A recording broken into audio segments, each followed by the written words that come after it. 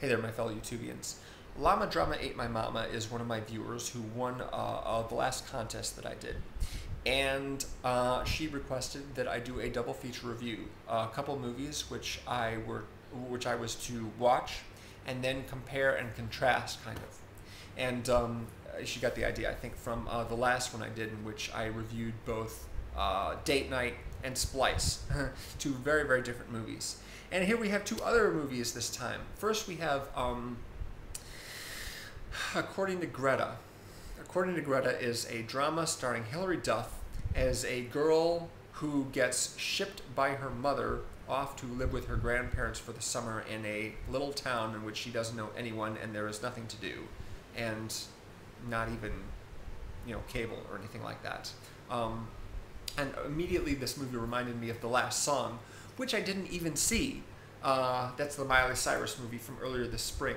I don't think According to Greta ever actually came out in theaters, but it's on DVD now, so I got a chance to see it then. Hilary Duff's character is a bit of a troublemaker. She doesn't dress totally conservative and feminine. She mouths off to her parents, and she's thinking about maybe possibly getting a tattoo. Horrors! My goodness, this girl is just out of control. I mean, she doesn't even have a drinking or drug problem, but we have to do something about this now. So her mother, who's just gotten remarried for like the 5th time, ships her off to her parents. Sorry. Her mother ships her off to her mother's parents, or grandparents, and they are played by two of my favorite actors, Gina Rowlands and Michael Murphy. Michael Murphy's been in a bunch of movies, and I like him a lot. And Gina Rowlands, of course, has been in a lot of really good movies, most notably Requiem for a Dream, which she got an Oscar nomination for. She's terrific in that movie. And so Hilary Duff basically just sort of puts up with their rules. I guess it's a little like Georgia Rule as well. Georgia Rule is kind of like that, when Lindsay Lohan goes to see Jane Fonda. Unfortunately, I did watch that movie. But of course, when she's there, she learns to behave herself. She learns to kind of be her own person. There's some issues involving her father, who, as it turns out, actually committed suicide like right in front of her when she was a little girl. So maybe that's one of the reasons why she's a little messed up. And she meets a fella named Julie, who is an ex-con but now works as a short order cook for a local restaurant, and kind of hits it off with him. And there's issues involving her mother, and how her mother just wants her to sort of dump her and go off with her new husband or whatever. And so Hilary Duff has stuff that she's got to come to terms with, right? Yeah? Well, the same could be said with the female protagonist of the other movie that Llamadrama asked me to review, and that would be the 1991 Academy Award-winning Jonathon Demme serial killer drama The Silence of the Lambs, starring Jodie Foster and Anthony Hopkins. Now, Jodie Foster also has her issues to deal with. Her father also died when she was a little girl. Turns out he was shot. He was a policeman in the town they lived in. He was shot by burglars. He held on for like a month but finally died. And possibly as a result of that, she wanted to go into law enforcement, so she joined the FBI.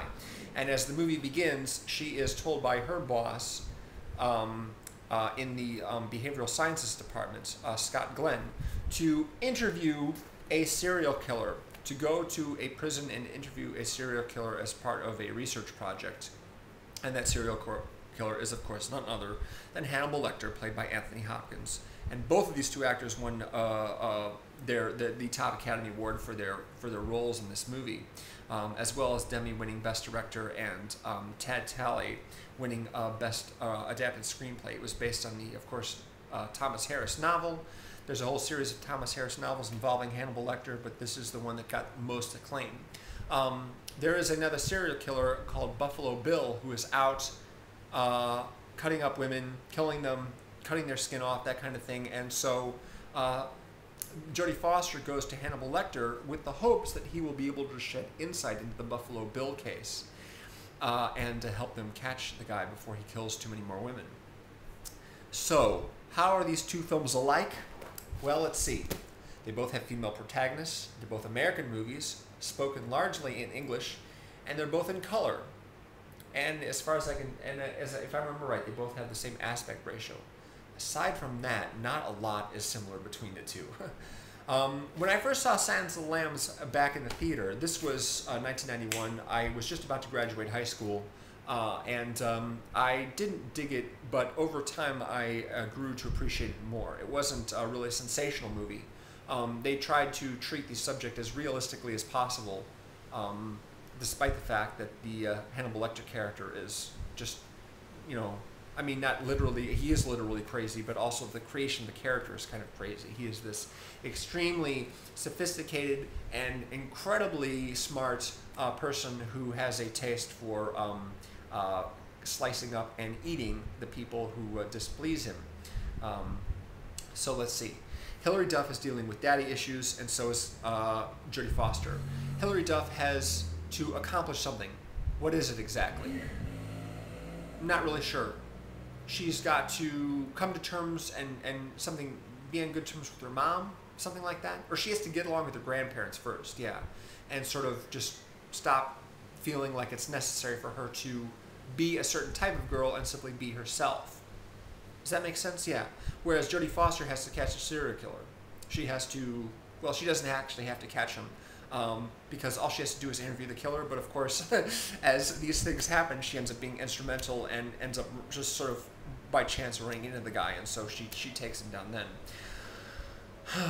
Yeah, I don't really see a lot in common with these two movies. Silence of the Lambs, I would recommend that one. It's a good movie, and it has lots to recommend it. It's not one of my favorite movies, but it is very decent.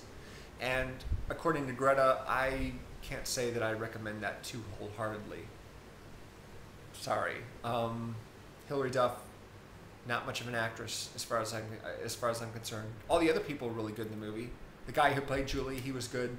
The grandparents, Michael Murphy, Gina Rollins, they're terrific almost all the time. What is it about Hilary Duff that I don't like? It's her tone. It's the way she speaks. She just, you know, it's sort of unaffected. Maybe she's just trying to be, I don't know, trying to be edgy, trying to be sullen. It wasn't working for me. Yeah, can't say I'm a big fan of that movie. Sorry.